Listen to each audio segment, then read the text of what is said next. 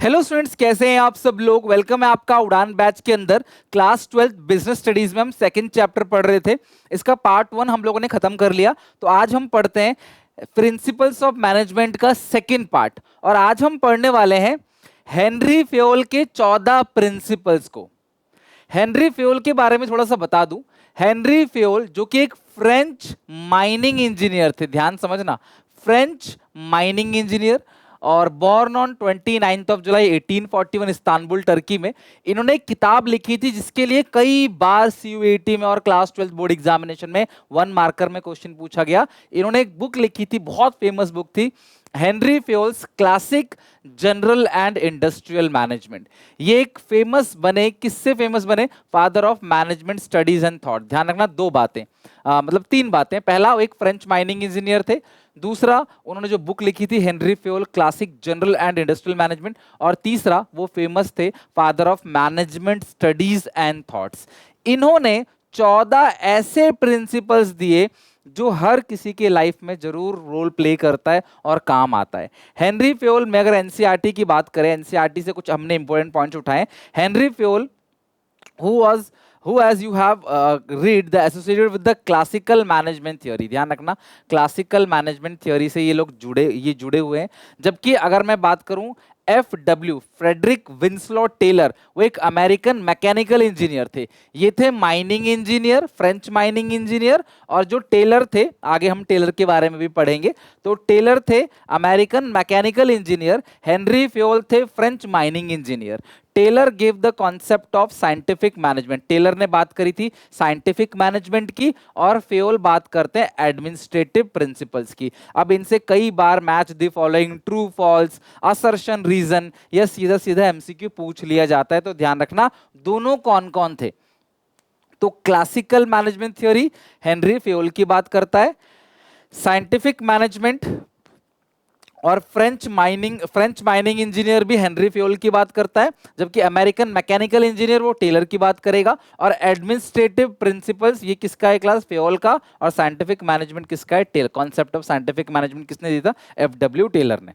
चलो, अब हम हेनरी फ्योल के 14 प्रिंसिपल्स की बात करते हैं। ये रहे वो 14 के 14 प्रिंसिपल्स। क्वेश्चन आपको यहां से डायरेक्ट भी आ सकता है कि इन प्रिंसिपल्स के बारे में बताओ, और ऐसा भी केस स्टडी भी आ सकता है कि पहचानो इसमें कौन कौन से प्रिंसिपल को फॉलो किया है या कौन कौन से प्रिंसिपल को वायलेट किया है, यानी कि फॉलो नहीं किया। तो ये 14 प्रिंसिपल बहुत इंपॉर्टेंट है, ध्यान से अच्छे से 14 के 14 प्रिंसिपल्स को समझना। सबसे पहला प्रिंसिपल है principle of division of work.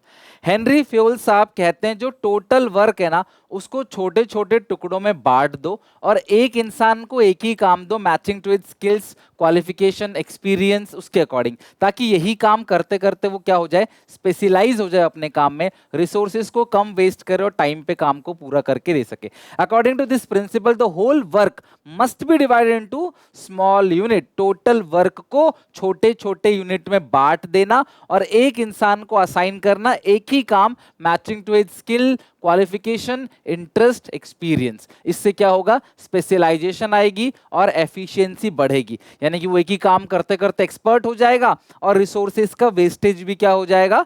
कम हो जाएगा, राइट।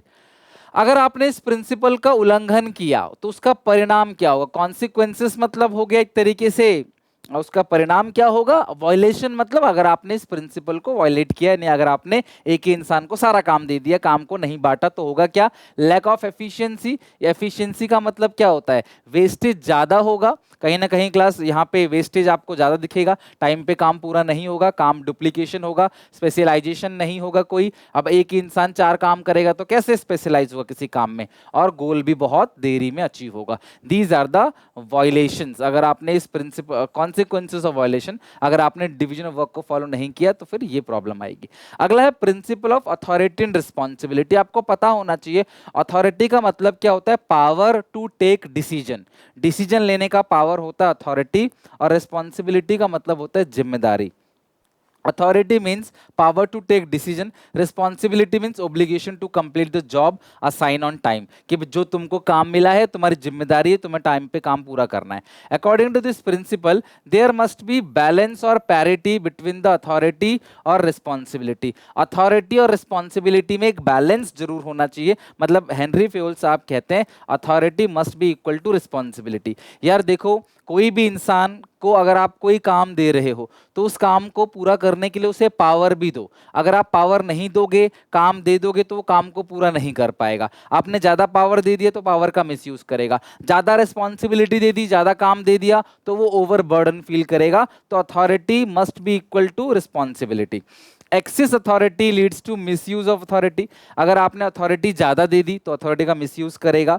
एक्सेस रिस्पॉन्सिबिलिटी अगर दे दिया तो ओवरबर्डन फील करेगा. The principles help manager to meet the responsibility on time. There is no misuse of authority. अगर आपने इस प्रिंसिपल को फॉलो नहीं किया तो अथॉरिटी का मिसयूज होगा. अगर ज्यादा पावर दे दिया तो, ज्यादा रिस्पॉन्सिबिलिटी दे दी तो ओवरबर्डन होगा और काम में देरी होगी अगर आपने अथॉरिटी कम दे दी तो कुल मिला के अगर मान लो मेरा कोई मैनेजर है, ओके, मैं उससे बोल रहा हूँ भाई तुम्हें इस महीने 20 लाख रुपए की सेल करनी है, तो मैंने उसको जिम्मेदारी दे दी. लेकिन मैं उसको ये भी बोलूंगा भाई डिस्काउंट देने का पावर भी तुम्हारे पास है. अगर तुम्हें लगता है तुम्हारे सामने जो ग्राहक खड़ा है वो हेल्पलेस है, उसको जरूरत है, तो आप उसको जरूर डिस्काउंट दे दो. और डिस्काउंट कितना परसेंट देना है ये तुम पे डिपेंड करता है. तुम अपने हिसाब से दे सकते हो, 5%, 10%, 15% दे सकते हो. तो दिस इज कॉल्ड अथॉरिटी. तो मैंने उस अथॉरिटी भी दे दी. अगर मैं डिस्काउंट देने का राइट नहीं दूंगा उसको तो वो कैसे सेल करेगा? बिना डिस्काउंट की तो इंडिया में सेल ही नहीं होता. तो वो सेल कैसे करेगा खुद सोचो. तो अथॉरिटी दी और उसके बराबर की रिस्पॉन्सिबिलिटी भी दी, जिसकी वजह से क्या होगा, काम पूरा हो पाएगा. तो authority must be equal to responsibility. Principle of discipline, ध्यान से समझना class. Discipline means respect for the rule regulation.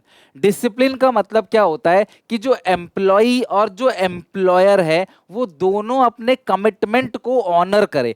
Honouring there commitment, ये इसका कीवर्ड है, ध्यान रखना. ऑनरिंग देयर कमिटमेंट यानी कि एम्प्लॉयर और एम्प्लॉय एक दूसरे के कमिटमेंट को जरूर पूरा करेंगे. Discipline means respect for the rules and regulation of the organisation. It is required at every level. Superior subordinate both have to maintain the discipline.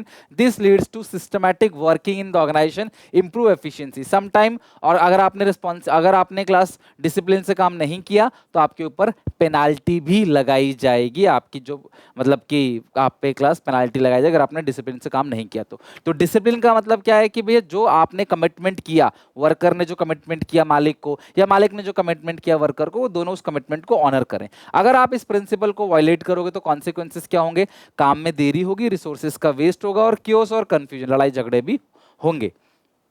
Unity of command, ध्यान समझना. यूनिटी ऑफ कमांड का मतलब क्या होता है? आपको ना एक ही बॉस की डायरेक्शन को लेना है. कमांड आपने एक ही के सुनना है. जैसे मिलिट्री में होता है तो आपको एक का कमांड सबको सुनना पड़ता है. This is called unity of command. ये नहीं कि एक इंसान कुछ बोल रहा है फिर दूसरा आपसे आके कुछ बोल रहा है, नहीं तू मेरा काम कर, तीसरा बॉस आके कह रहा है तू मेरा काम कर, तो तुम काम करोगे नहीं, किसी का भी तुमको बहाना और मिल जाएगा. मैंने आपका इसलिए नहीं किया क्योंकि दूसरे बॉस ने काम दे दिया, दूसरे का इसलिए नहीं किया क्योंकि तीसरे बॉस ने काम दे दिया. So unity of command according to this principle, and an employee should receive order from one boss only, because if he is receiving order from more than one boss then he will confuse and will not be able to understand that whose order must complete first. अगर आपने इस principal को violet किया तो क्या होगा? Confusion होगा subordinate के माइंड में. ठीक है, सबऑर्डिनेट विल गिव बहाने बनाएगा और डिसिप्लिन भी मेंटेन नहीं होगा और ईगो क्लासेस भी होंगे सुपीरियर के बीच में कि यार दूसरे बॉस का तूने काम किया तो मेरे बॉस का मतलब कि मेरा काम क्यों नहीं किया. तो दो बॉस के बीच में भी लड़ाई हो जाएगी. तो आप एक ही का कमांड लो, जो ऑर्डर लो ना वो एक ही बॉस से लो, ऐसा कहता है unity of command. Unity of direction, one head one plan. ये एक गोल को पहले अचीव करो. ऐसा आप मेजॉरिटी बच्चे इस प्रिंसिपल को रियल लाइफ में नहीं लगाते.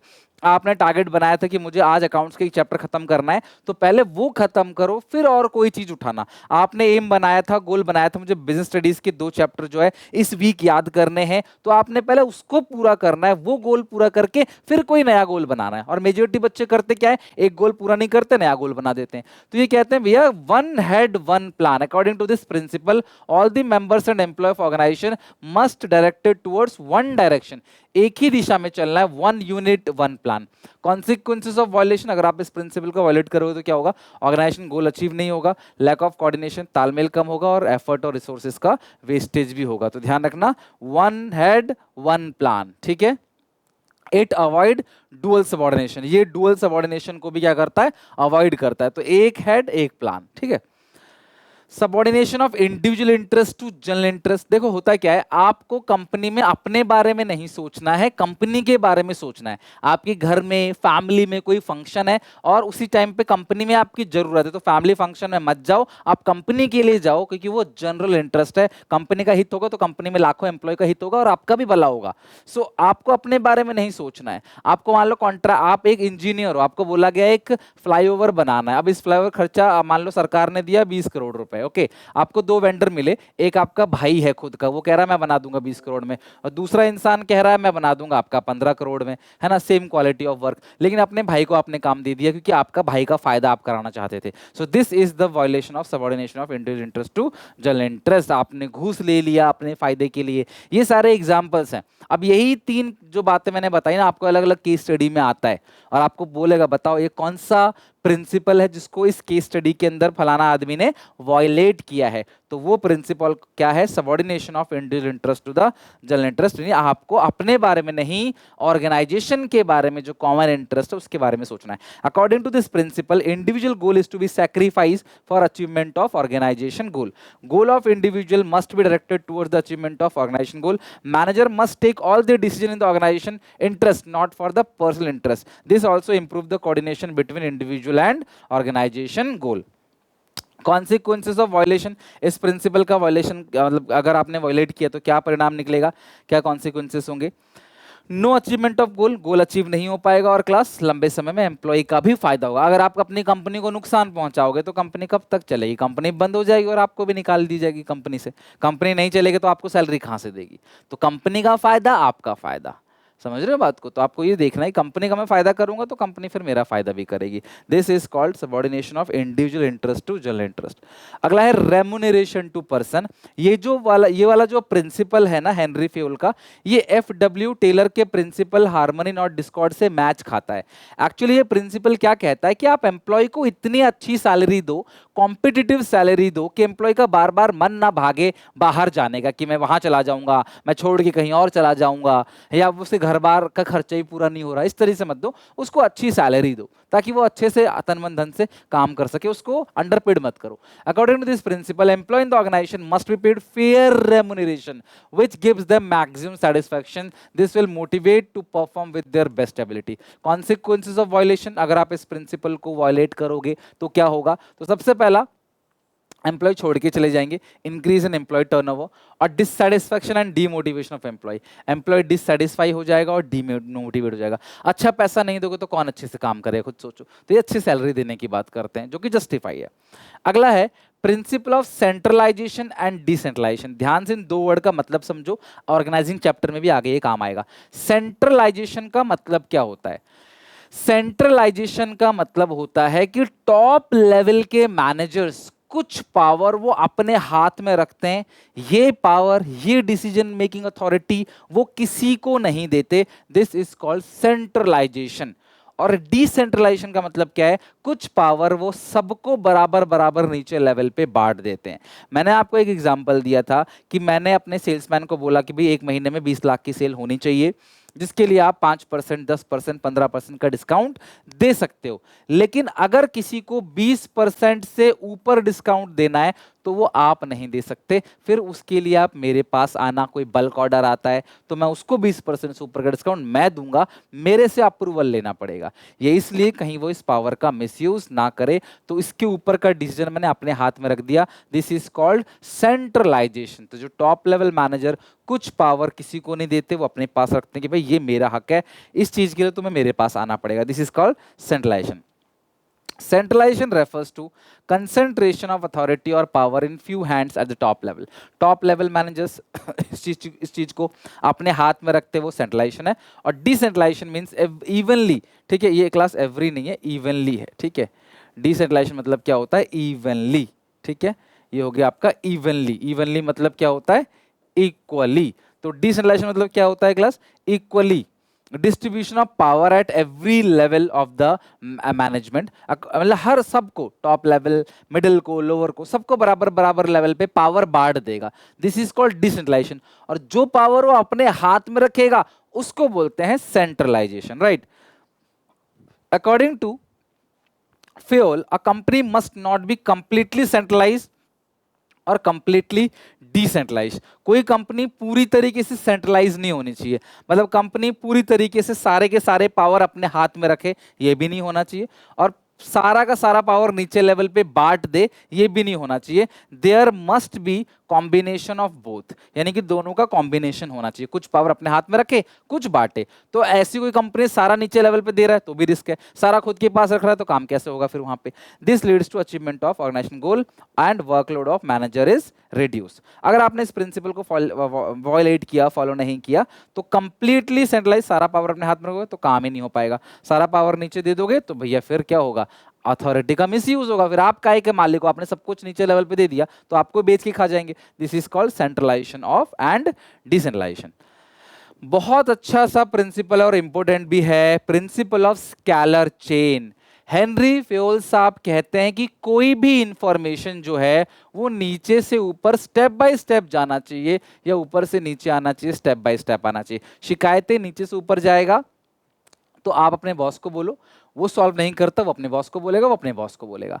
ऊपर से कोई ऑर्डर आ रहा है तो यहाँ से ये अपने नीचे वाले को बोलेगा, वो अपने नीचे वाले को, अपने नीचे वाले को, ताकि कोई भी इंफॉर्मेशन ना किसी से गैप ना हो, इंफॉर्मेशन हर किसी के पास पहुंच जाए। बट इससे देरी क्या होती है, एडवांटेज क्या है कि हर किसी को इंफॉर्मेशन का पता होता है, कोई ये नहीं कहेगा कि यार ये इंफॉर्मेशन मेरे पास नहीं थी, ये बात तो मुझे नहीं पता थी, ऐसा कोई नहीं कहेगा। घाटा क्या है, लाइन बाय लाइन जाने से कई बार इंफॉर्मेशन पहुंचने में, सही जगह पहुंचने में क्या हो जाती है, देरी हो जाती है। तो इसीलिए हेनरी फेयोल साहब ने क्या करा, एक शॉर्टकट निकाला कि आप चाहो तो डायरेक्टली किसी से भी कांटेक्ट कर सकते हो, किसी से भी कांटेक्ट कर सकते हो, उसको बोलते हैं गैंग प्लैंक। क्या बोलते हैं, गैंग प्लैंक, यानी एक शॉर्टकट जहां पे कोई भी एम्प्लॉय किसी से बात कर सकता है। सो स्केलर चेन क्या कहता है, scalar chain means line of authority, ये ध्यान रखना, लाइन ऑफ अथॉरिटी और chain of superior from highest to lowest और lowest to highest. Fayol insist करता है chain must be followed strictly in the organization, information must pass through everyone, no skipping is allowed, but in case of any urgent information Feol suggested a shortcut called gangplank. This leads to systematic flow of information and no communication barrier or gap, है ना। लेकिन action में क्या होता है, delay होता है। Communication barrier तो नहीं होगा लेकिन एक्शन में डिले होगा, भाई जो इंफॉर्मेशन लाइन बाय लाइन जाएगा तो कहीं ना कहीं काम में देरी होगी। लेकिन अगर आपने इस प्रिंसिपल को वॉलेट किया तो कम्युनिकेशन गैप बनेगा और क्लैरिटी नहीं रहेगा, कौन किसको रिपोर्ट करेगा, कौन किसका बॉस है, वही पता नहीं चल पाएगा। ओके, नेक्स्ट है 10th principal, principal of order. यहां पे ऑर्डर का मतलब क्या है, एवरीथिंग अपनी प्लेस पे होना चाहिए, हर चीज अपनी जगह पर होना चाहिए। This is called principle of order. In this principle of order doesn't mean command, यहां पे ऑर्डर का मतलब कमांड नहीं है, but it refers to orderly arrangement of man and material. Man और मटेरियल, इंसान और सामान दोनों का प्रॉपर अरेंजमेंट होना चाहिए, प्रॉपर प्लेस होना चाहिए, ताकि उसको ढूंढने में किसी का टाइम वेस्ट ना हो। कंपनी में सबके ऑफिसेस प्रॉपर जगह पे होने चाहिए, ताकि कोई इंसान किसी ऑफिस में जाए किसी से मिलने के लिए तो उसे इजीली ढूंढ सके। कौन सा सामान कहाँ पे है वो प्रॉपर जगह पे होना चाहिए, ताकि उसे आराम से आप क्या कर सको, ढूंढ सको। This is called principle of order, यानी हर चीज अपनी अपनी जगह पे होना चाहिए। This means fixed place for everything and everyone in the organization. It leads to save time and energy. इंसान को ढूंढने में, सामान को ढूंढने में ना टाइम और एनर्जी वेस्ट ना हो। कई बार ऐसा होता नहीं कि आप किसी को ढूंढने निकल जाते हो, पूरे स्कूल में ढूंढते रहते हो, मिलता नहीं है, टाइम और एनर्जी वेस्ट हो रहा है। तो प्रॉपर जगह होनी चाहिए उस चीज की, ताकि वहां पे आप ढूंढ सको। This is called principle of order. और अगर आप इस प्रिंसिपल को वॉयलेट करते हो, अगर आप इस प्रिंसिपल को वॉयलेट करोगे तो क्या होगा, टाइम और एनर्जी वेस्ट होगा आपका। अगला है प्रिंसिपल ऑफ इक्विटी। ध्यान रखना, equity refers to kind, fair and just treatment to employ. Equity का मतलब क्या है, प्रिंसिपल ऑफ इक्विटी का मतलब सिंपल है कि आप हर किसी के साथ इक्वल बिहेव करो। जो रूल, इक्विटी का ये मतलब नहीं कि सबको बराबर बराबर की सैलरी दो। इक्विटी का मतलब ये है कि आप जो रूल रेगुलेशन है, लीव रूल हो गया, बिहेवियर हो गया, वो सबके लिए सेम रखो। अगर आप किसी भी प्रकार का भेदभाव, कि वो आपके गांव का है, वो आपके रिलीजन का है, वो आपकी कंट्री का है, या लड़की लड़की के बीच में रिलेशनशिप, ऐसा को मतलब डिफरेंशिएशन करते हो, ऐसा कोई भी भेदभाव अगर आपने किया किसी के भी बेसिस पर, तो एक अनहेल्दी रिलेशनशिप बनेगा सुपीरियर सबऑर्डिनेट के बीच में, वर्कर छोड़ के चले जाएंगे और कंपनी भी लॉन्ग रन में घाटे में जाएगी। ठीक है, सो equity refers to kind, fair or just treatment to employee. Employee will put their maximum effort only when they are treated with kindness or justice. प्यार से ट्रीट करोगे, एम्प्लॉय अच्छे से काम करेगा। इफ मैनेजर इज बायस्ड, अगर आप class बायस रहोगे, है ना, एम्प्लॉयज के साथ, तो वो डिससेटिस्फाई हो जाएगा और अपना मैक्सिमम कंट्रीब्यूट नहीं करेगा, अच्छे से काम नहीं करेगा। इक्विटी का मतलब इक्वल सैलरी नहीं है, क्लास की पियोन सुपरवाइजर को बराबर सैलरी दो। Equity means application of same disciplinary rules, same leave rule in the same way, irrespective of their grade, position, gender, language, caste, ठीक है, caste, belief or nationality. If organization follow this principle, the morale of a morale of employee and motivate, this leads to, if organization follow this principle, the morale of employee and motivation level boost up, तो worker का जो motivation level है वो भी क्या होगा, बढ़ेगा। ठीक है, सो ये हो गया प्रिंसिपल ऑफ इक्विटी। ये ध्यान रखना कि अगर वो इस प्रिंसिपल को फॉलो करता है तो ये चीजें होंगी, अगर नहीं फॉलो करता इस प्रिंसिपल को तो क्या होगा, वर्कर छोड़ के चले जाएंगे, क्योस होगा, कंफ्यूजन होगा, एक नेगेटिव रिलेशनशिप बन जाएगा सुपीरियर सबऑर्डिनेट्स के बीच में। अगला ये सब केस स्टडी आएगा, आपको ये कहानी सुनना है और केस स्टडी से पहचानना है कि हाँ जी ये भेदभाव कर रहा है तो इस प्रिंसिपल का वायलेट हो रहा है। अगला stability of tenure of personal. Henry Fayol साहब कहते हैं वर्कर को क्विकली सेटल डाउन होने का मौका दो, उसको तुरंत जो है ना निकालो मत, उसको मौका दो, 3 महीने 6 महीने साल भर उसको मौका दो अच्छा परफॉर्म करने के लिए, तुरंत उससे एक्सपेक्ट मत करो। और कोशिश करो कि पुराने वर्कर काम करते रहें, जल्दी जल्दी फ्रीक्वेंट ट्रांसफर मत करो, फ्रीक्वेंट टर्मिनेशन मत करो। अब एक एम्प्लॉय आया, उसको आपने 3 महीने सिखाया और चौथा महीने निकाल दिया, वो कहीं और जाके अच्छी सैलरी में काम करेगा, 3 महीने आपसे काम सीख लिया, सीखते वक्त रिसोर्सेज का वेस्टेज किया होगा उसने, आपने उस पर खर्च करके सिखाया और फिर छोड़ के चला गया, तो क्या फायदा। तो कम से कम उसे 3 महीने काम सिखाया है तो कम से कम 3 साल उससे काम लो, अच्छे से वेट करो, सेटल डाउन होने का मौका दो, अच्छे से परफॉर्म करेगा वो। This is called tenure of personnel. According to this principle the management must provide feeling for job security, कि वर्कर को ऐसा फील होना चाहिए हाँ मेरी जॉब सिक्योर है, तभी वो अच्छे से काम करेगा। Among the employ, because with the feeling of insecurity for job the employ can not contribute the maximum. Frequent turnover, turnover का मतलब है वर्कर को निकाल देना, वर्कर का छोड़कर चले जाना, टर्नओवर ऑफ एम्प्लॉय का ये मतलब होता है। यहाँ पे टर्नओवर का मतलब सेल्स नहीं है। Is bad for the organisation, such decision must be taken when they are most unavoidable. तो देखो यार, आप फ्रीक्वेंटली जल्दी जल्दी वर्कर का ट्रांसफर मत करो, उनका प्रमोशन तो डिपेंड करता है, मतलब ट्रांसफर मत करो या निकालो मत जल्दी, ठीक है। Company spend too much on new employ by providing them training, if they leave the job after training it would be the loss for a company. Organization should give proper time to settle down the employees. अगर इस principal का violet किया तो क्या होगा, violet किया तो consequences होगा, रिसोर्सेज का वेस्टेज होगा, नए जॉब को सीखने में वो रिसोर्सेज का वेस्टेज होगा, frustration and dissatisfaction among employ frustrate हो जाएगा, डिससेटिस्फाई हो जाएगा, और difficult to find new employ. और भैया आपको भी मुसीबत होगी नए एम्प्लॉय को ढूंढने में, तो वर्कर को सेटल होने का टाइम दो। This is called principle of stability of tenure of personal. अगला है प्रिंसिपल ऑफ इनिशिएटिव। इनिशिएटिव मतलब वर्कर के सजेशन को वेलकम करना। सिंपल सी बात है, अगर आपको लग रहा है प्रॉब्लम कैसे सॉल्व होगा, वर्कर से पूछते हो, वर्कर आपको सजेशन देते हैं, तो उनकी इंसल्ट नहीं कर रहे, उनके सजेशन को सुनना है। क्या पता कोई वर्कर कोई ऐसा आइडिया दे दे जिससे आपकी कंपनी को बहुत ज्यादा फायदा हो, आप वहां तक नहीं सोच पा रहे थे, उसने वहां तक सोचा, तो ऐसा होता भी है।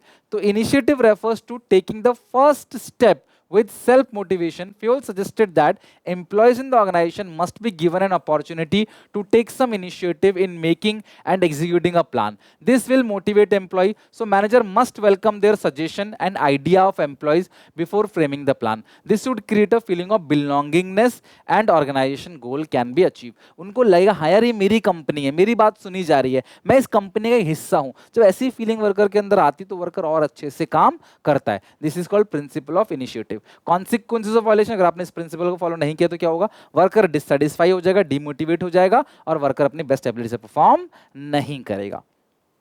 14th, last but not the least, ये प्रिंसिपल ऑफ मैनेजमेंट कहता है, हेनरी फ्योल कहते हैं यूनिटी इज स्ट्रेंथ, एकता में बल है। एक एक इंसान से अलग अलग काम मत कराओ, उनकी टीम बना दो, और team work is always better. Team work के अंदर मोर एनर्जी होती है और अलग अलग लोगों की एनर्जी मिलती है तो सिनर्जी बनती है। तो यहाँ पे ये कहते हैं एस्पिरिट डी कॉप के अंदर, manager should replace I with V, I को वी से रिप्लेस करो, this will give rise to the mutual trust, manager should encourage and promote team spirit, group effort is more powerful than the individual effort. आप मान लो 5 काम दे रहे हो, 5 अलग अलग इंसान को काम मत दो, 5 इंसान का ग्रुप बना दो और ग्रुप को काम दो। तो अगर एक बंदा छुट्टी पे भी है तब भी ग्रुप का गोल जो है वो अचीव होगा, ग्रुप अपना काम करेगा, उसके बिहाफ में बाकी लोग काम करेंगे। तो ग्रुप की पावर हमेशा ज्यादा होती है, इसीलिए स्कूल में अलग अलग हाउसेस बनाए जाते हैं, अलग अलग ग्रुप बनाए जाते हैं, फिर कॉम्पिटिशन होता है और अपना ग्रुप जीतता है तो अच्छा लगता है, भले ही मैंने वो गेम नहीं खेला हो, अपना हाउस जीतता है तो अच्छा लगता है। तो organisation goal can be achieve easily through group contribution, और group contribution is always more than the individual contribution. अगर आपने इस प्रिंसिपल को वायलेट किया तो क्या होगा, टीम गोल अचीव नहीं हो पाएगा और अकेले इंसान के पास स्ट्रेस थोड़ा सा ज्यादा रहेगा। ग्रुप अच्छा रहता है, जैसे ग्रुप स्टडी होती है, ग्रुप होता है, टीम होता है, अच्छा लगता है। ये उसकी बात करते हैं एस्पिरिट डी कॉप की। तो हेनरी फ्योल ने ये 14 प्रिंसिपल दिए, राइट। तो अभी आप आज ही क्लास में इन 14 के 14 प्रिंसिपल्स को अच्छे से लर्न करके आना, ये आपकी रिस्पॉन्सिबिलिटी है। अब मैं आपको आगे चल के एफडब्ल्यू टेलर के प्रिंसिपल्स कराऊंगा और उनके टेक्निक कराऊंगा, एक डिफरेंस कराऊंगा, फ्योल टेलर के बीच में चैप्टर खत्म हो जाएगा। देखो 12 में से 2 चैप्टर हमारा खत्म हो जाएगा इसी वीक, तो आपकी रिस्पॉन्सिबिलिटी किसी भी तरीके से इन 2 चैप्टर को अच्छे से याद करके पढ़ के आना। मिलते हैं नेक्स्ट वीडियो में, till then take care, bye bye.